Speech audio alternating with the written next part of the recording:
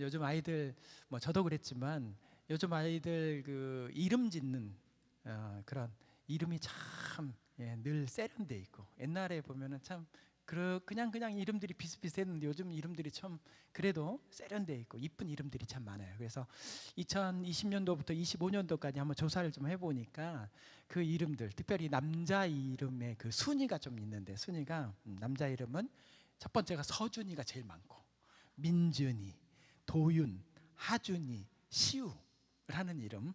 여자아이들은 서윤이, 서연이, 지우, 하윤이, 서현이 이렇게 이름이 이렇게 예쁜.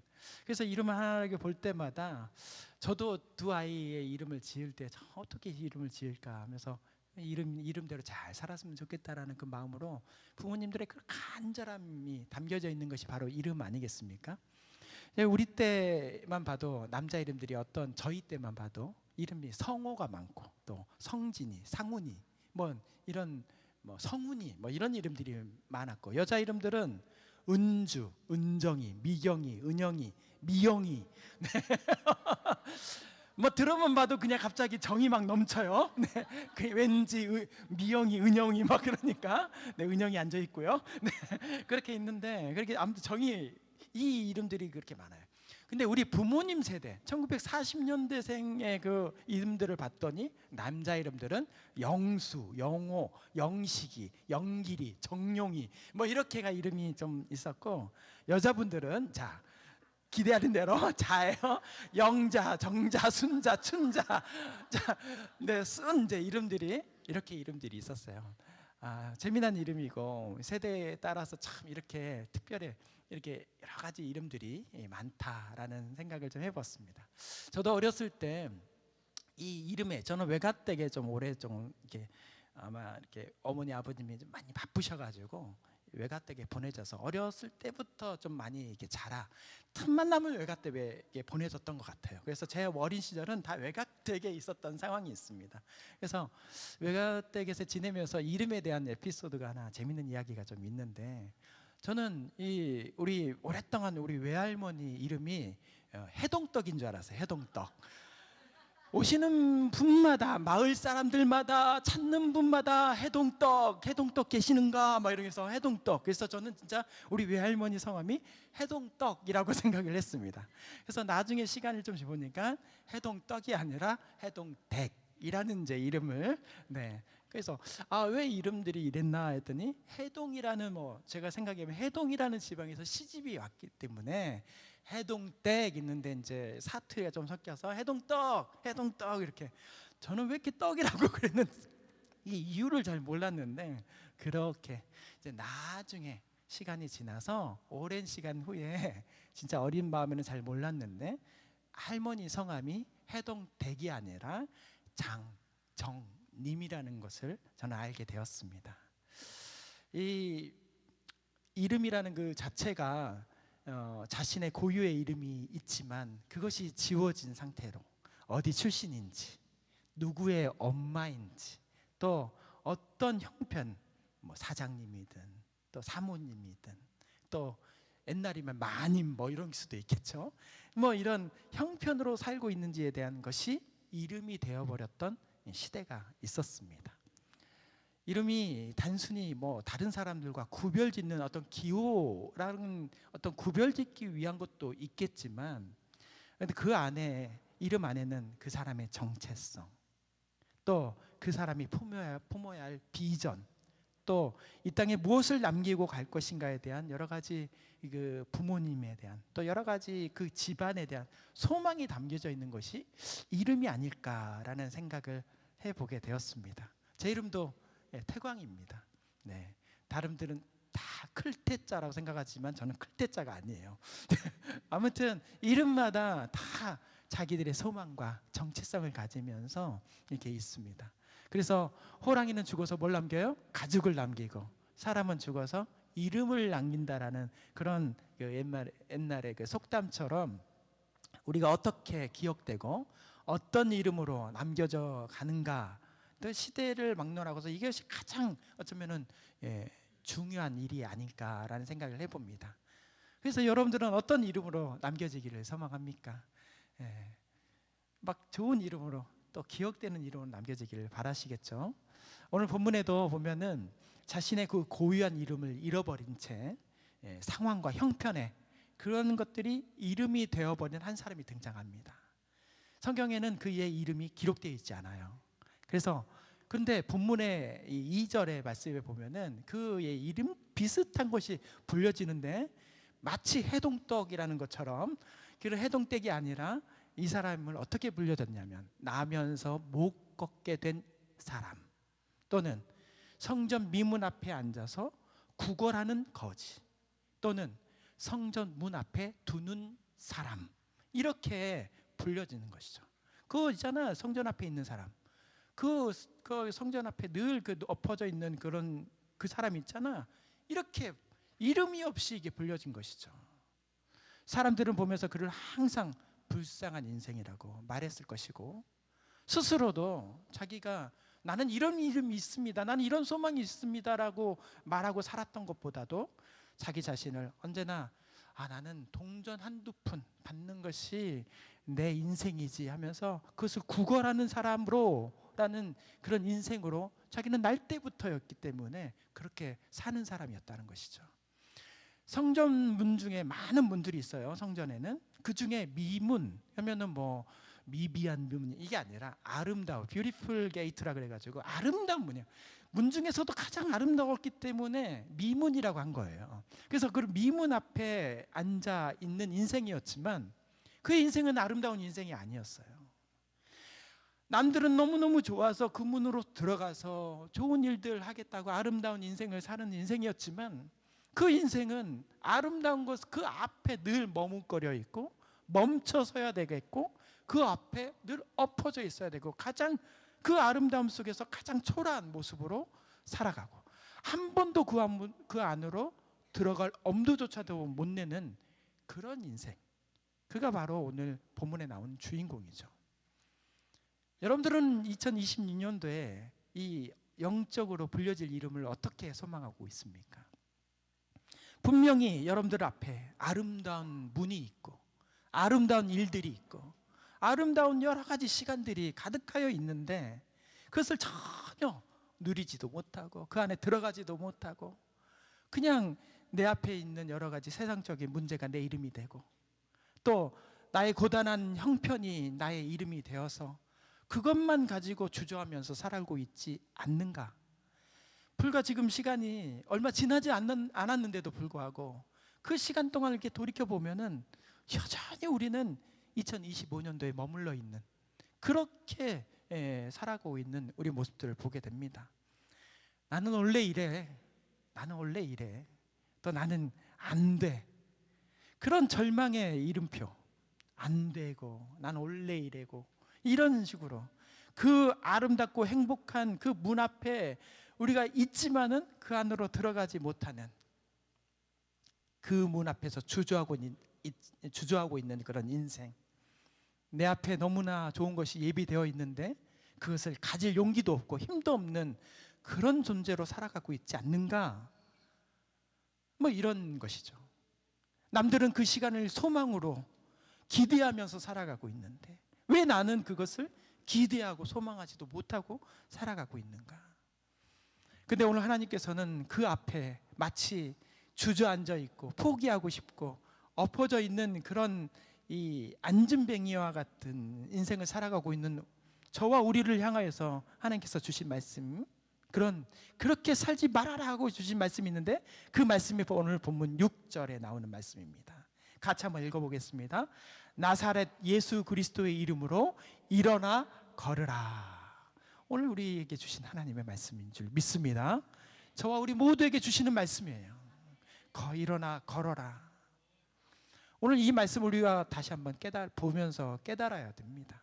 내 상황과 형편, 환경이 나는 이런 존재다, 너는 이런 존재다, 이렇게 살아가야 된다라고 정의하지 않고 하나님께서 주시는 은혜가 나는 사명자이다, 나는 복음의 전달자이다, 나는 아름다운 것을 전하는 것이고 기쁜 소식을 전하는 사람이다라는 그런 정체성을 가진 사람이다라는 것을 확신하는 자리가 되기를 소망합니다.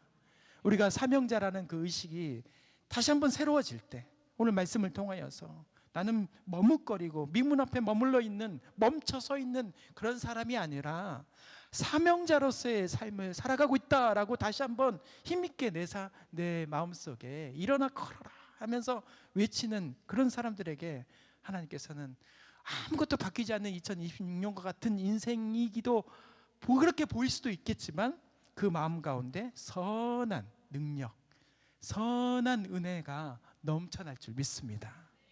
그런 인생을 살아야 되는 것이죠. 오늘 주시는 말씀을 통하여서 그런 절망적인 이름표는 다 떼어버리시고 하나님께 주신 선한 능력의 이름표만 가슴에 딱 담고 위대한 사명자의 이름을 회복하면서 다시 한번 힘있게 살아가는 우리 모두가 되기를 소망합니다. 자, 그렇게 살기 위해서 사명자는 도대체 어떤 사람인가, 또 사명자는 어떤 이름의 사람인가 한번 살펴보려고 하는데, 첫 번째가 사명자는 결핍을 넘어서, 그러니까 없는 것을 넘어서 임재를 보는 사람이다 라는 것입니다. 오늘 본문 2절에서 3절 말씀 우리 같이 한번 읽어보겠습니다. 나면서 못 걷게 된 이를 사람들이 메고 오니 이는 성전에 들어가는 사람들에게 구걸하기 위하여 날마다 미문이라는 성전문에 두는 자라. 그가 베드로와 요한이 성전에 들어가려 함을 보고 구걸하거늘. 아멘. 오늘 이 장면, 오늘 말씀의 앞에서도 제가 설명을 쭉 했지만 이것을 한번 상상을 해보면 날마다 그의 인생은 평생 동안, 날 때부터 지금까지 죽으면 안 되니까, 그때는 뭐 집이 넉넉하고 그런 사람들이 살 수 있는 곳이, 환경이 아니었기 때문에 다른 사람의 손에 의해져서 옮겨지는 인생이었어요. 한 번도 자신의 의지로 걸어가 본 적도 없고 일어서서 본 적도 없고 철저하게 무력감이 똘똘 자기 안에 가득하여 있는, 그것이 바로 일상인, 나는 아무것도 할 수 없어 라는 그런 생각으로 가득 찬 그런 인생. 근데 그 인생이 오늘 성전 미문 앞에 놓여 있는 것이죠. 성전 미문이란, 성전이라는 곳은 자기 생각에는 그 많은 사람들에게는 하나님을 만나는 곳, 그 가운데서 다시 한번 새로운 힘을 얻는 곳, 다시 기쁨을 되찾는 곳이라고 생각이 되겠지만 이 성전 앞 미문에 있는 이 사람에게는 성전은 그런 곳이 아니었어요. 갈 수 없는 곳, 또는 그것을 예배하는 처소가 아니라 그저 한두 푼 동전을 받는 생존이 걸려있는 장소, 그저 동전을 받기 위해 가는 장소, 지금 앞에 내어져 있는 생계를 때우기 위해서 가야 되는 장소, 그의 생각과 이 생각이 완전히 다른 것이죠. 내 앞에 펼쳐져 있는, 앞에 있는 모든 것을 바라보는 눈들이 이와 같다는 것입니다. 그런 사람들에게는, 또 그 사람에게는 눈에 무엇이 보였겠어요? 보이는 것이 풍성함이 보였겠어요? 또 어떤 은혜가 보였겠어요? 감사가 보였겠어요? 그 눈에는 오직 보이는 것은 부족함, 결핍이라는 것이 보였던 것이죠. 자기 눈에는 언제나 모든 것이 부족한 거예요. 나는 힘이 없고, 다리에 힘이 없고, 나는 돈이 없고, 미래가 없고, 이것도 없고 저것도 없고, 나를 도와줄 사람도, 물론 겨우 데려다 주는 어떤 사람들은 있었지만 옆에서 죽는 것을 못 보니까 그냥 버리듯이 놔두고 팽개쳐 놓고, 또 시간 되면 데려오고, 뭐 이게 전부였던 그런 상황. 그렇게 늘 없는 것과 안 되는 것이 가득한 하루하루. 어쩌면은 이의 나이를 잘 모르겠지만 10년, 20년, 죽을 때까지 그렇게 살아야 되는 인생, 그런 사람이었던 것이죠. 이런 모습이 우리가 아닐까라는 생각도 해봅니다. 이 말씀 본문을 보면서 바로 내가 그런 건가? 제가 이렇게 나에게 펼쳐지신 하나님의 은혜가 이렇게 있는데도 불구하고 저에게는 여러 가지 부족함, 결핍이라는 것을 계속 생각하는, 해보면 알아요. 이 자리에 있어 보면 아셔요. 근데 여러분의 자리 속에서도 부족과 결핍을 생각하는 자기의 모습들이 있어요. 나는 이 예배의 자리에 나오는데, 이 예배 자리에 나오는 데 있어서도 그냥 자기가 원해서 나오는 게 아니라 다른 사람 눈치 보고 이 예배에 나오고, 또 예배뿐만 아니라 습관적으로 어떤 내가 일들을 해나가는 그런 모든 것들, 이게 바로 다 아름다운 것 앞에 놓여 있는 그것을 누리지 못하는 안증뱅이와 같은 인생이 바로 우리 인생이라는 것입니다. 이렇게 귀한 자리에 나왔음에도 불구하고 우리는 여전히 마음속에는 이 성전 앞에 눌러 앉아 있는, 머물러 있는 그런 안증뱅이와 같은 인생의 시간을 지금 보내고 있는 우리 마음들 분들이 있습니다. 마음을 새롭게 하시길 바랍니다. 우리의 상황은 안 돼, 나이가 많아서 안 돼, 사명 같은 건 할 수 없어, 이룰 수가 없어, 나는 아무것도 도와줄 수가 없어, 이런 마음을 다 내려놓고 오늘 우리 마음 가운데 주신 하나님의 은혜, 나에게 무엇이 있을까?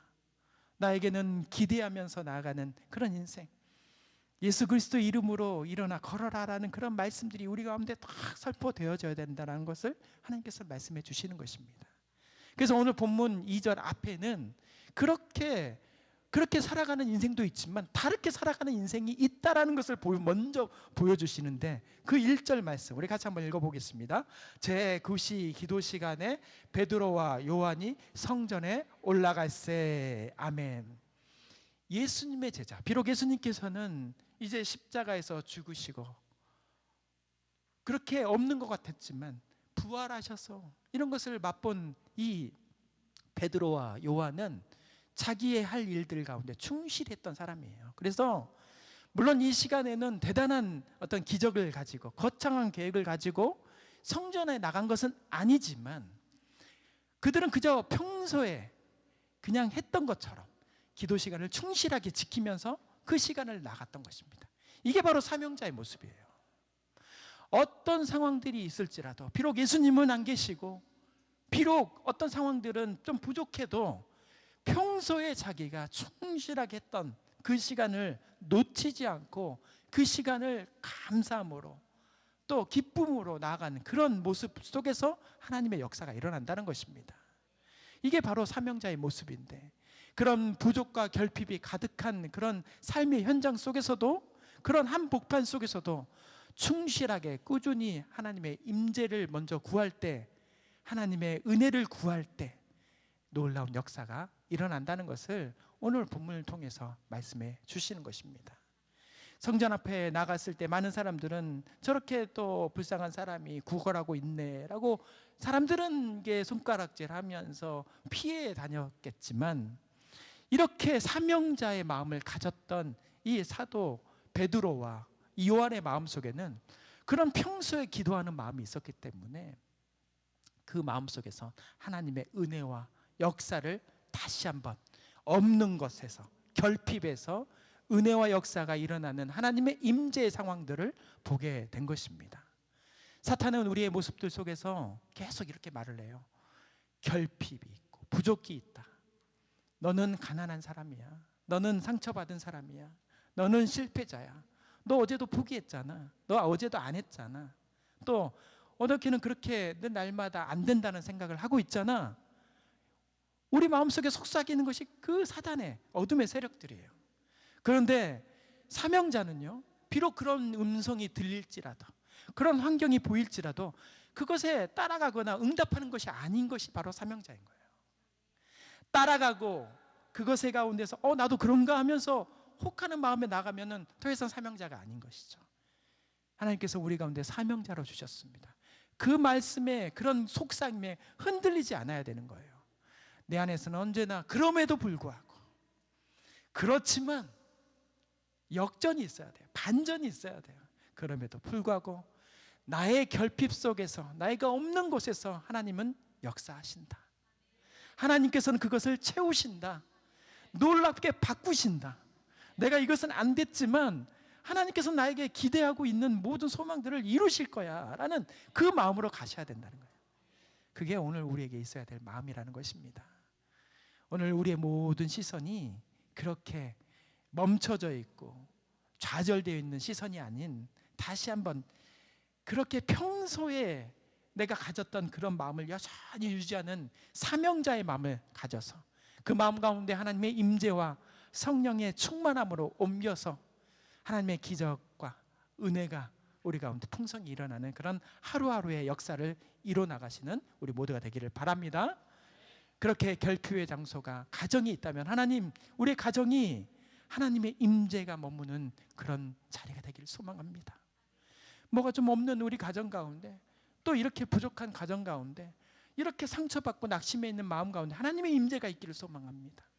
또 우리 직장에 참 안 되는 일들이, 여러 가지 결핍의 문제가 있을 수 있어요. 자꾸 해도 안 되고, 이것도 무너지는 것 같고, 나는 얘 썼는데 그것은 결과적으로 잘 안 돌아오고, 그런 순간 때마다 우리는 이렇게 기도해야 돼요. 하나님의 성령, 영향력이, 선한 능력이 이제 나타나겠구나, 이제 역사하겠구나, 이게 기대하면서 나가셔야 돼요. 그러다 보면 그 자리가 바로 바뀌는 거예요. 은혜로 바뀝니다. 감사로 바뀝니다. 놀라운 기적으로 바뀌는 것이죠. 그런 2026년도 이제 그렇게 나아갈 때 미문이 열리고 그 미문 속으로 들어가는 자신을 바라보게 될 줄 믿습니다. 하나님은 그렇게 시작하시는 거예요. 사명자는 그렇게 되는 것입니다. 그렇게 될 수밖에 없습니다. 자, 두 번째로, 사명자는 세상의 원리가 아니라 예수의 이름을 전하는 사람이다.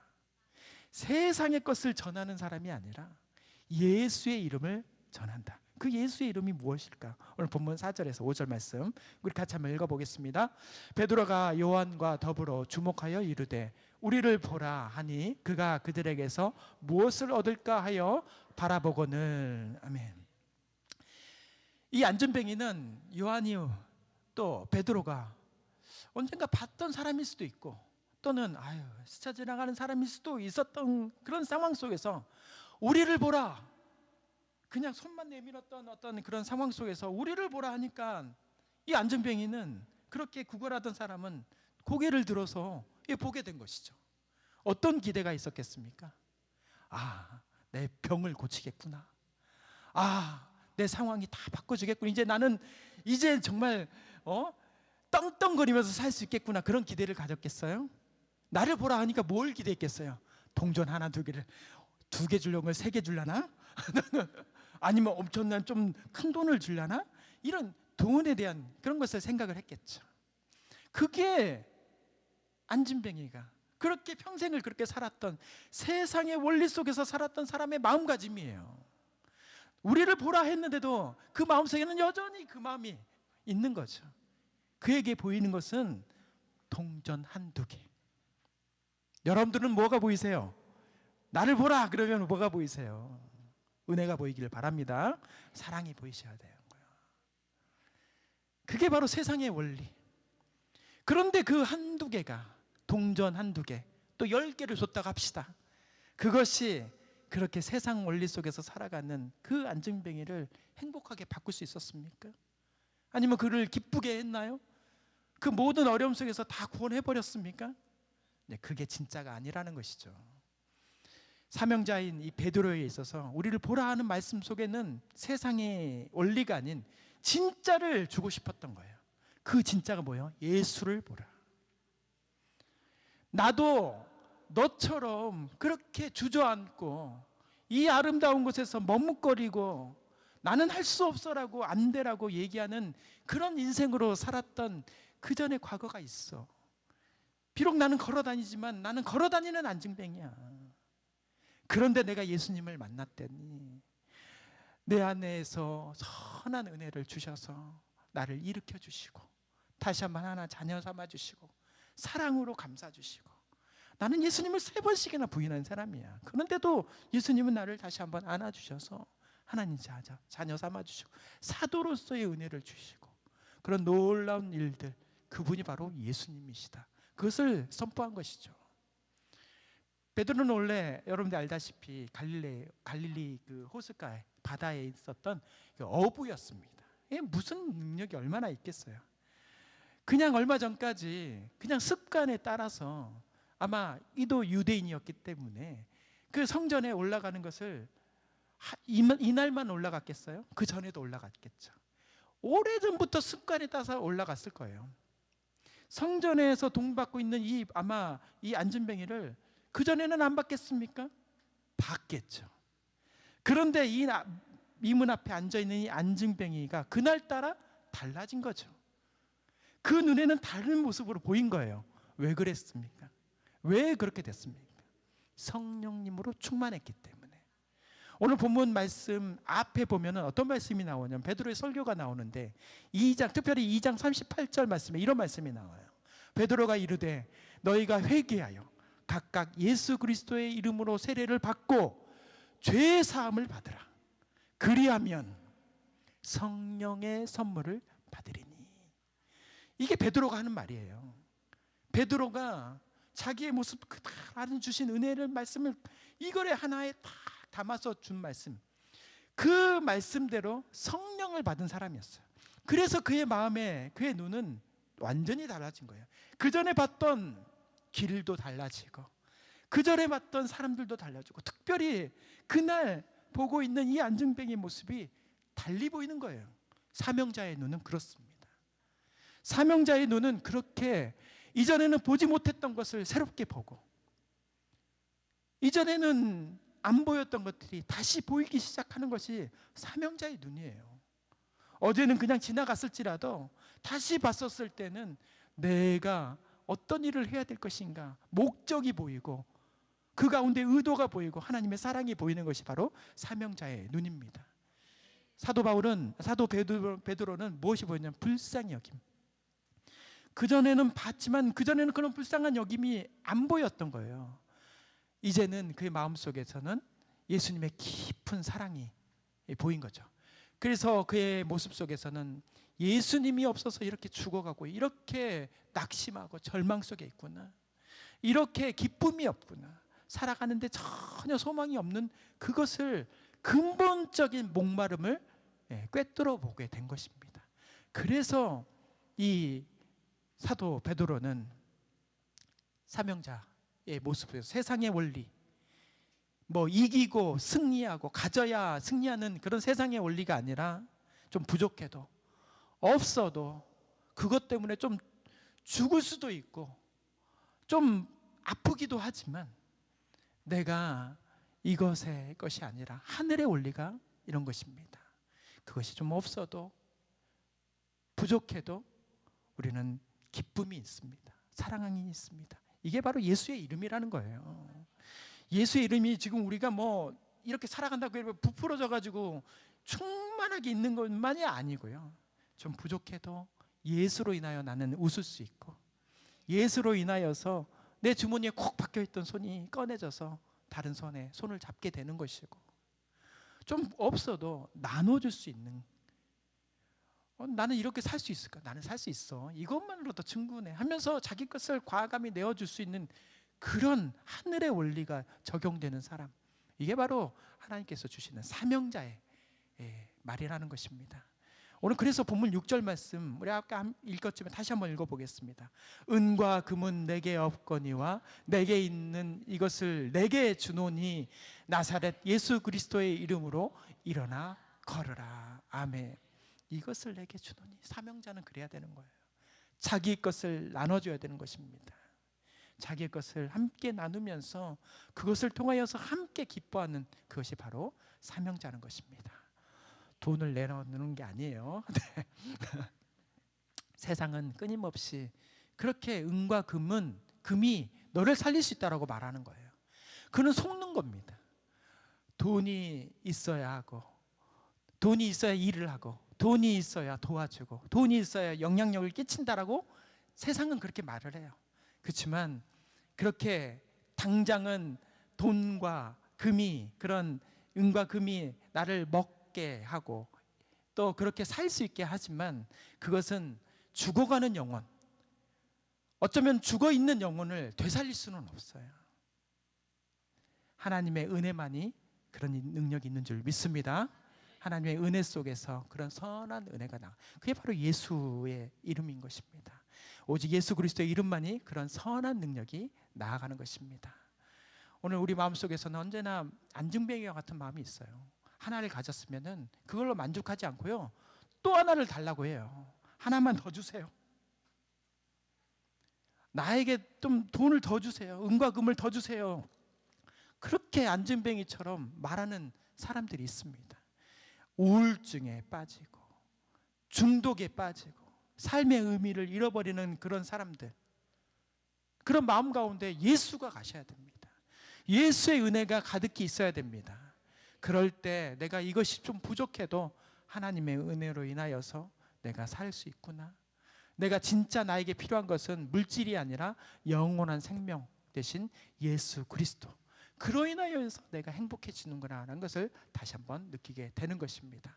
오늘 그렇게 사명자로서의 나사렛 예수 그리스도, 비록 세상 사람들은 나사렛 하면은 아무것도 없는 것이라 하지만 그 나사렛 다음에 있는 예수는 창조의 은혜가 있는 것이고요, 또 권세가 있는 것이고 죽음까지도 이기는 생명의 이름 아닙니까? 그의 이름이 우리 가운데 심어짐으로 인하여서 이전과는 완전히 다른 새로운 삶이 우리 가운데 펼쳐질 것을 믿음으로 바라보시는 저와 우리 모두가 되기를 바랍니다. 자, 마지막으로 사명자는 지켜보는 자를 넘어서 손을 잡는 사람이다. 아까도 같이 말씀드렸지만 하나님께서는 우리 가운데 손을 내밀어 잡아야 된다라고 말씀해 주시는 것입니다. 오늘 이 사명자의 이름으로라는 이 말씀의 가장 핵심이 오늘 여기서 말씀에 나오는 거예요. 그 말씀이 오늘 본문 7절에 나오는데요, 이 말씀 우리의 마음속에 새기기를 바랍니다. 같이 읽겠습니다. 오른손을 잡아 일으키니 발과 발목이 곧 힘을 얻고. 아멘. 이게 사명자가 가져야 될 가장 중요한 태도인 거예요. 사도 베드로와 요한은 그래 나사렛 예수 그리스도의 이름으로 일어나 걸어라 하고 끝 하면서 집에 돌아간 게 아니에요. 나는 미문으로 갈게 하면서 그냥 지나치거나 놔둔 것이 아닙니다.